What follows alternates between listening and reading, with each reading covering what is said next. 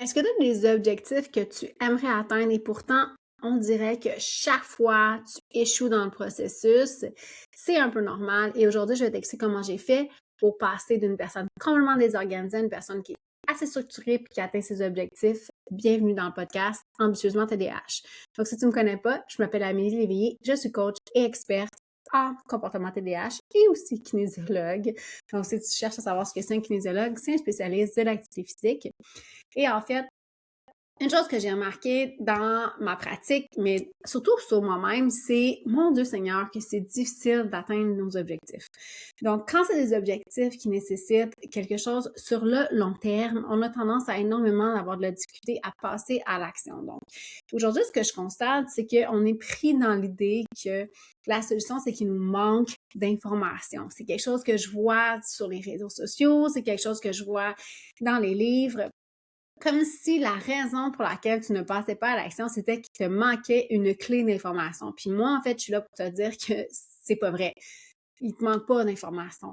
La réalité, c'est qu'il te manque d'action. Il te manque d'aide à passer à l'action. Donc, quand tu veux atteindre un objectif, si par exemple, ton objectif, c'est de te remettre en forme, sincèrement, l'objectif de se remettre en forme, ça veut absolument rien dire. Pour moi, me remettre en forme et pour toi, te remettre en forme, ça veut rien dire. En fait, ça veut pas rien dire, c'est que c'est probablement extrêmement différent ta façon de voir les choses et ma façon de voir les choses. Oui, il y a des choses qui sont recommandées par exemple, dans l'activité physique qui va être recommandée par l'Organisme mondial de la santé. Mais en fait, dans le domaine de l'activité physique, il y a des informations qui sont extrêmement contradictoires et moi, je suis là pour te dire que ben, dans la réalité, pas nécessairement de façon ultime de faire les choses. Ce qui est important, c'est qu'est-ce que toi, tu as envie d'atteindre là-dedans. Puis la première question à te demander, c'est en quoi ton objectif est aligné avec tes valeurs. Si c'est pas aligné avec tes valeurs, si c'est pas aligné avec quelque chose qui est réellement extrêmement important pour toi, si c'est quelque chose que tu essaies de faire pour plaire aux autres, si c'est quelque chose que tu essaies de faire parce que tu veux correspondre à un critère X, Y ou Z, si c'est quelque chose que tu fais parce que tu as l'impression que ça va donner quelque chose que tu cherches, tu te trompes de cible. OK? Donc, la réalité, c'est que tes objectifs doivent être alignés avec tes valeurs.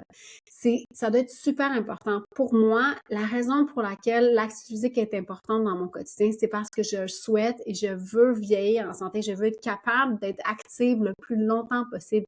Je veux être capable de maintenir ma capacité à avoir un bon équilibre. Je veux être capable de prévenir les chutes. Je sais, tu vas me dire que je suis pas si vieille que ça. J'ai 44 ans. C'est encore plusieurs années. Mais en même temps, je sais que si je suis proactive maintenant, les chances que je puisse maintenir ce niveau-là sur le long terme, que je puisse maintenir ma santé sur le long terme sont plus grands. Donc, ça a toujours été quelque chose, quand je repense à moi, quand j'étais au bac en 2000, 2001, pardon, c'était un questionnement que j'avais déjà, mais comment aider les gens à se sentir mieux dans leur corps, à se sentir plus en santé? Et la réponse, ben c'est, il faut que ce soit aligné avec tes objectifs et tes valeurs. Si c'est pas aligné avec tes objectifs, si tu fais les choses parce que c'est ça qu'on t'a dit de faire ou c'est parce que quelqu'un d'autre t'a dit de faire ça, ça va inévitablement ne pas fonctionner. Donc, la première chose à te demander, c'est la question des 5 pourquoi. Je sais qu'elle est irritante, cette question-là. Puis d'ailleurs, moi, je ne la pose jamais comme ça parce que le fait de demander à quelqu'un pourquoi, c'est quelque chose qui a tendance à nous mettre sur la défensive. Donc, je vais utiliser une version différente de la question. Je vais dire qu'est-ce qui t'amène à, qu'est-ce qui fait que c'est une façon pour moi d'aller chercher l'information du pourquoi. Donc, je vais poser la question entre 3 et 5 fois à la personne, pas à partir de la même question, mais par exemple, qu'est-ce qui fait que pour moi, c'est important l'activité physique? C'est parce que je veux vieillir en santé. Qu'est-ce qui fait que pour moi, vieillir en santé est important? C'est parce que je veux maintenir mon autonomie le plus longtemps possible. Qu'est-ce qui fait que pour moi, mon autonomie est importante? Tu vois le concept. Donc, on s'en va dans cette direction-là. À chaque fois, on essaie d'aller creuser un petit peu plus. Puis en fait, la réalité, c'est que c'est profondément aligné avec la personne que je suis, les valeurs que je porte. Et c'est important que tes objectifs le soient. Donc, la première chose que tu dois faire, c'est t'assurer que tes objectifs soient alignés avec qui tu veux être. Pas avec qui tu veux être, mais vraiment avec tes valeurs. Ensuite, la réalité quand on a un TDAH, c'est que de un, c'est super facile d'oublier ces choses-là parce que ton cerveau, lui, a de la difficulté à accorder de la valeur, de l'importance aux choses qui sont dans le futur. Et comme tout ce qui est pas maintenant, donc tout ce qui n'est pas présentement présent, là, dans l'instant présent est considéré comme dans le futur pour ton cerveau. Puis tout ce qui est dans le futur a moins de valeur, moins d'importance, moins d'impact que ce que tu vis dans ton quotidien. Ton cerveau est programmé également pour chercher tout ce qui va te procurer de la dopamine. Malheureusement, souvent, ce qui nous procure de la dopamine va aller à l'encontre de ce qu'on veut sur le long terme. Donc, c'est beaucoup plus satisfaisant pour moi d'aller regarder mon Facebook puis de regarder des vidéos de gens qui font des recettes que d'aller faire mon entraînement. D'un point de vue de dopamine, c'est beaucoup plus satisfaisant de faire ça que de faire l'entraînement. La réalité, c'est que d'un point de vue impact sur le long terme, ça va être beaucoup plus satisfaisant pour moi, beaucoup plus ce que je cherche à obtenir que d'aller faire un entraînement, que de regarder mon cellulaire. Mais mon cerveau est programmé pour aller chercher ces choses-là. Donc, il faut en être conscient quand tu établis une stratégie. Donc, une fois que tu as clairement défini ton objectif, une fois que tu sais pourquoi ton objectif est important pour toi, puis à quel point il est rattaché sur tes valeurs, une chose que je vais te demander, c'est comment on va mesurer que tu es en train de t'en aller dans cette direction-là. Parce qu'une chose que j'observe chez tous mes clients et chez moi inclus, c'est que notre façon de ressentir les choses ou de percevoir les choses est complètement à l'ouest, ou champ gauche, ou peu importe, il est complètement off. OK?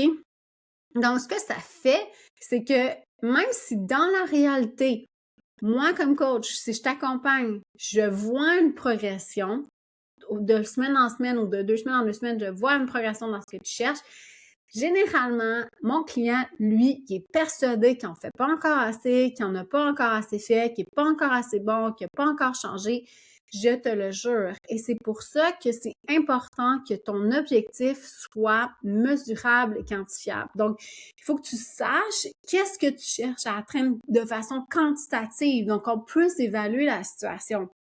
Si tu me dis, moi, ce que j'aimerais, c'est me sentir plus en forme. Moi, ce que j'aimerais, c'est être plus active ou actif. Moi, ce que j'aimerais, c'est mieux dormir. Je vais te répondre, ben, c'est des vieux vœux pieux. Parce que dans la réalité, si tu sais pas ce que ça veut dire, si tu n'es pas capable de quantifier ça, tu vas toujours te fier à ton ressenti qui, lui, va probablement te dire que tu n'en fais pas encore assez ou que tu en fais toujours trop, dépendant de ce que tu vis, là. Et ce que ça va t'amener à faire, c'est à être persuadé que tu n'en fais pas, tu n'es pas correct, que tu fais pas la bonne chose. OK? Et donc, c'est important de t'assurer que tu sais comment évaluer la situation, comment tu vas déterminer que quelque chose répond ou non à la poursuite de ton objectif. Donc, il faut que ça soit mesurable, quantifiable. Je sais qu'il y a les objectifs qui sont SMART. Moi, je me dis seulement juste mesurable et quantifiable. Donc, d'être capable de savoir qu'est-ce qui va te permettre de déterminer que oui ou non, tu es en train d'atteindre ton objectif de façon extérieure à toi et non pas de façon de ton ressenti. Parce qu'une des choses que je me fais demander le plus souvent, c'est j'aimerais ça me sentir fière de moi, j'aimerais ça me sentir confiant en moi, j'aimerais ça avoir le sentiment d'être à la hauteur. Et sincèrement, une des choses que je constate, c'est que je travaille avec des gens très brillants, je travaille avec des gens qui peuvent avoir beaucoup d'études ou pas. Ça ne veut pas nécessairement rien dire. Mais une chose que j'ai constatée dans ma pratique, c'est que les gens que je rencontre, c'est des gens qui sont extraordinaires et pourtant, ils sont persuadés qu'ils sont pourris. Ils sont persuadés qu'ils ne sont pas à la hauteur, ils sont persuadés qu'ils n'en font pas encore assez et ils sont surtout persuadés que s'ils arrivaient à en faire plus, ils seraient encore mieux. Puis un des clichés que je vois le plus souvent, c'est une certaine insatisfaction face à ses études, parce que souvent, avoir un TDAH va avoir amené la personne à avoir des difficultés au niveau académique. Pas toujours, mais ça peut arriver. Et ça fait en sorte que si tu as un TDAH, que tu as été mal supporté pendant tes années à l'école, que l'école n'a pas reconnu la situation, tu as peut-être été un peu abandonné. Ça a été mon cas. J'étais dans une école alternative, ce qui est vraiment pas, en tout cas, à mon avis, pas une bonne idée pour un TDAH. Pas pour moi, en tout cas. Et j'ai eu énormément de misère à rattraper la situation. Ce qui fait que il y a des prérequis que j'ai pas été capable de faire au bon moment, puis les faire après, c'est très, très difficile. Et j'ai comme toujours gardé une certaine frustration de Ben, si j'avais été plus capable de faire les choses, j'aurais réussi à académiquement mieux, puis j'aurais peut-être une meilleure position sociale. Mais la réalité, c'est que moi, j'en côtoie des gens qui ont fait ces choses-là. Puis je te jure qu'ils ont exactement les mêmes stress, questionnements et sensations d'être pas à la hauteur. Peu importe où tu vas être, il va toujours avoir des gens plus que toi, plus flashy, plus fort, plus tout ci. Mais c'est surtout, je pense sincèrement que les neurotypiques sont super bons dans l'art de faire croire qu'ils se sentent vraiment hot. Je suis pas sûre que c'est si vrai que ça. Ça, c'est un autre débat. Mais ce qui arrive, c'est que les TDAH, on a tendance à avoir de la difficulté à avoir un filtre, on a tendance à avoir de la difficulté à filtrer l'information qu'on communique aux autres. Et quand tu es dans une période où tu ressens que tu es comme complètement à côté de la plaque, ben tu vas le dire à tout le monde. Ce qui fait que c'est pas extraordinaire pour remonter notre confiance en soi, d'aller raconter à tout le monde à quel point tu penses que tu es nul. Puis moi, je suis là pour te dire qu'en fait, t'es pas nul. Puis que dans la réalité, l'atteinte des objectifs, euh, si ce que tu recherches, c'est changer ton ressenti, ça va toujours être le même problème. Parce que le problème, c'est qu'il faut que tu apprennes à challenger ton ressenti. C'est pour ça que je te demande d'avoir un objectif qui est mesurable et quantifiable, donc que tu peux mesurer de façon neutre, donc avoir des preuves à l'extérieur de toi qui te prouvent que tu fais ou non les choses qui sont importantes pour toi. Et grâce à ça, ça va nous permettre de déterminer est-ce que tu es en train d'aller dans la direction, est-ce que tu t'améliores, parce que souvent chez les TDAH, nous, ce qu'on veut, c'est pas s'améliorer. Nous, ce qu'on veut, c'est être tout de suite compétent. On veut être tout de suite quelque chose, tu sais, je veux être tout de suite super en forme, je veux être tout de suite une coureuse de marathon, je veux être tout de suite certifiée dans ma formation, je veux être tout de suite, je veux que les choses soient faites pour hier. Et le problème, c'est qu'atteindre un objectif, normalement, ça prend du temps. Donc, ça va prendre de l'investissement, ça va prendre du temps, ça va prendre de l'organisation, ça va prendre de la structure. Et souvent, ben, on va être confronté au fait que, éventuellement, le projet va devenir super ennuyant parce que tu vas être comme dans le milieu ou dans le premier tiers. Ou premier tiers, souvent, c'est là où ça flanche. Comme tu n'auras pas assez de progrès à ton goût et que ton ressenti à l'intérieur de toi va être encore une fois que tu n'es pas à la hauteur, ben, tu vas avoir tendance à abandonner. Tandis que quand tu es capable de mesurer et quantifier ton objectif et que tu mets des stratégies pour te supporter dans ton passage à l'action, est-ce que ça va faire en sorte que c'est facile de continuer? Non. Ça va faire en sorte qu'on va faciliter ton passage à l'action. Donc, la deuxième étape, c'est vraiment de clarifier comment on va mesurer et quantifier l'atteinte de ton objectif ou la poursuite de cet objectif-là. Parce que les objectifs comme se sentir en santé, vieillir en santé, c'est des objectifs qui n'auront pas de fin en soi. Donc, le jour où ça va arrêter, c'est le jour où tu vas avoir passé l'arme à gauche. Mais la réalité, c'est que c'est des objectifs qui vont se poursuivre dans le temps, puis tu vas devoir continuer à faire ces activités-là si tu veux atteindre ton objectif qui est peut-être le même que moi, qui est de vieillir en santé. Donc, tu as ces deux étapes-là. Donc, l'étape 1, c'est vraiment de s'assurer que c'est bien aligné avec tes valeurs. Deuxièmement, de s'assurer que c'est mesurable et quantifiable. Et dans le fond, la troisième chose qui est super importante, c'est quelles sont les stratégies que tu vas mettre en place pour te supporter dans ton passage à l'action. Chose que je vois souvent quand je travaille avec des clients, c'est qu'on est beaucoup plus focusé sur la façon de faire les choses que sur l'atteinte de l'objectif. C'est comme s'il y avait une bonne façon de faire les choses, entre guillemets, contrairement à une mauvaise façon des choses. Puis souvent, c'est basé sur rien. Je vais te donner un bon exemple. Je me doute que tu as déjà entendu que pour être en forme, puis là, je mets des guillemets, il faut marcher plus de 10 000 pas par jour. Sache que le 10 000 pas, en fait, n'a pas de validité d'un point de vue scientifique. Le chiffre officiel recommandé par l'Organisme mondial de la santé, c'est 7 000 pas par jour ou 250 à 300 minutes d'activité physique par semaine. La raison étant que quand on vise l'objectif de 7 000 pas par jour, de un, au niveau de la santé, c'est beaucoup plus bénéfique si tu fais un peu d'activité physique, un petit peu de mouvement tous les jours, plutôt que une ou deux ou trois grosses périodes de mouvement, puis que le reste du temps, tu ne bouges pas du tout. Donc, d'un point de vue santé, c'est mieux d'étaler un peu ce que tu fais.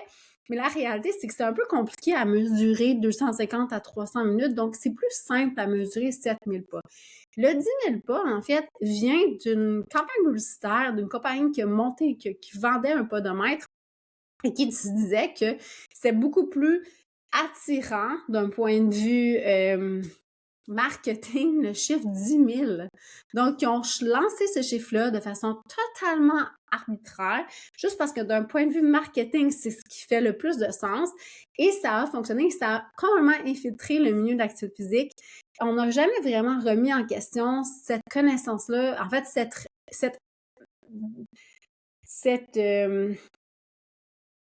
objectif-là, c'est pas le mot que je cherche, désolée, cet impératif-là, exactement, alors que dans la réalité, il n'est pas basé sur rien, ce chiffre-là. Donc, ça, c'est un bel exemple de quand je te dis que souvent, ce que je constate, c'est qu'on est beaucoup plus obsédé par la façon de faire les choses plus que dans l'atteinte de l'objectif. Donc, une des choses que je travaille tout le temps avec mes clients, qui n'est pas facile, c'est peut-être de venir défaire nos conceptions de comment les choses devraient se faire. Il est très possible que les choses devraient se faire différemment parce que tu as un TDAH. J'ai changé énormément de façon de fonctionner dans mon quotidien parce que j'oublie les choses, je me perds dans les choses. Une des choses que j'ai appris à faire, puis ça c'est grâce à une de mes amies il y a 5 ans maintenant, je vais dire quelque chose qui pour moi était un sacrilège avant. J'ai appris à prendre mes livres de recettes et à les déchirer.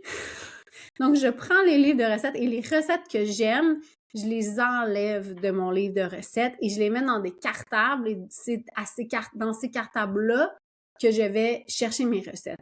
Je n'utilise pas mes livres de recettes, pas parce que je les trouve pas beaux, pas parce qu'ils sont pas bons, parce que je m'en souviens pas ce que dans les livres de recettes.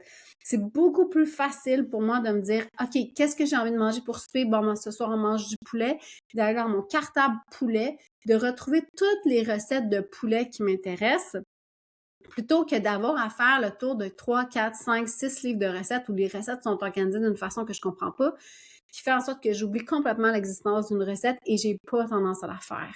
Donc, pour moi, ça a été vraiment, mais voyons donc, tu peux pas faire ça, détruire un livre de recettes, c'est épouvantable, non, non, non, non.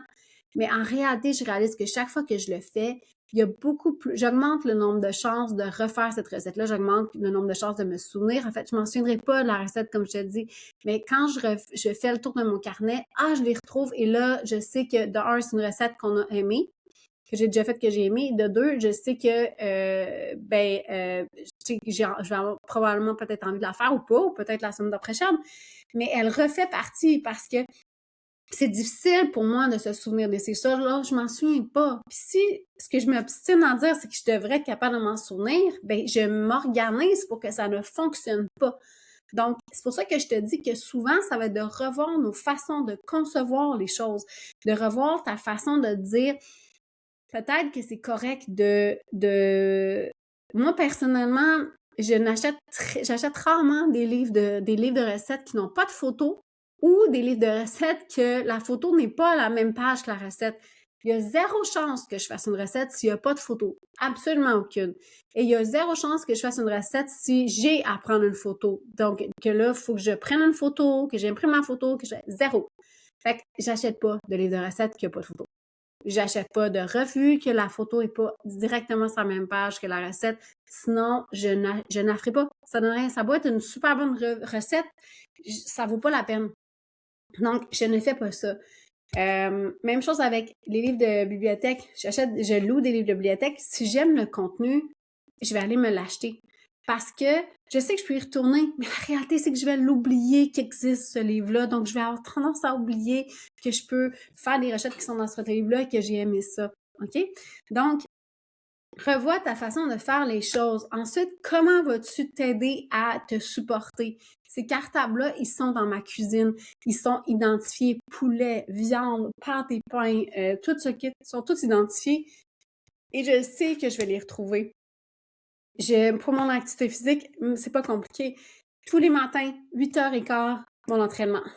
Que ça soit que j'ai un client, que j'ai pas de client, peu importe, je m'entraîne à cette heure-là. et je suis mon application. Je vais faire plein d'autres affaires en dehors de ça, mais je sais que minimum, j'aurais fait ces choses-là. Donc, pour moi, c'était important d'avoir quelqu'un qui me guidait parce que même si je suis capable de me programmer, je trouve ça super ennuyant de m'autoprogrammer. Je trouve ça super ennuyant de suivre une feuille de papier. Je suis pas capable.